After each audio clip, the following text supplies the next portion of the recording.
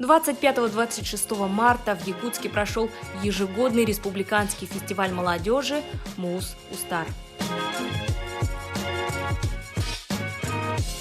34 улуса, медийные знаменитости и грандиозный масштаб, затмивший прошлогоднее шоу. Я никогда не был в Якутске, и мне кажется, что для художника очень важно и общение, и впечатление.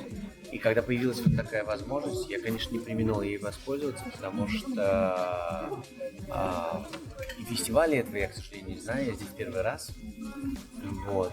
Поэтому мне чрезвычайно интересно, что здесь происходит. Программа фестиваля была разделена на треки: кино и искусство, журналистика и блогинг, хореография и вокал, мода, спорт и многие другие современные направления.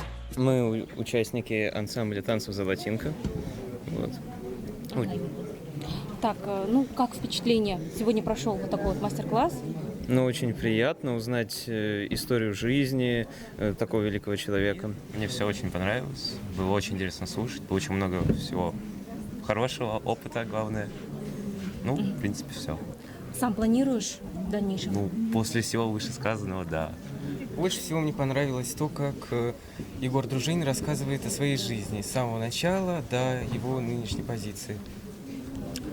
В дальнейшем планируешь связывать? В дальнейшем связывать свою жизнь с танцами не планирую. Не планируешь. А вот смотри, Егор Дружинин начинал как актер. Не интересуешься? Не интересуюсь. А тогда твои планы какие? Я планирую стать летчиком и бороздить небо, как какой-нибудь Дон Жуан. Класс, отлично, спасибо. Слова Егора Дружинина очень хорошо повлияли на меня, я много чего поняла для себя, усвоила.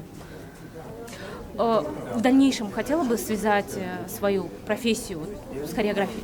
Конечно, я на это очень сильно рассчитываю. Мне очень понравился мастер-класс, и попробовала вникнуться, войти в поток, и много вынесла для себя уроков, слов, наставлений от Егора. Думаю, мне пригодятся все его слова. Меня очень вдохновили его слова о его прошлом, о его будущем. И мне бы тоже очень хотелось связать свою жизнь с хореографией. Это вот моя команда, мы приехали на фестиваль поучаствовать, выиграли 3-е место.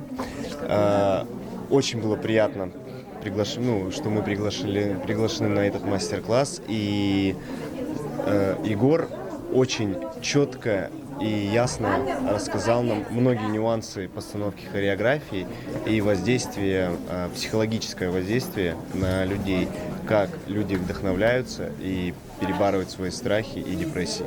В завершении всего фестиваля уже по традиции на территории СК «Триумф» состоялось зрелищное световое шоу.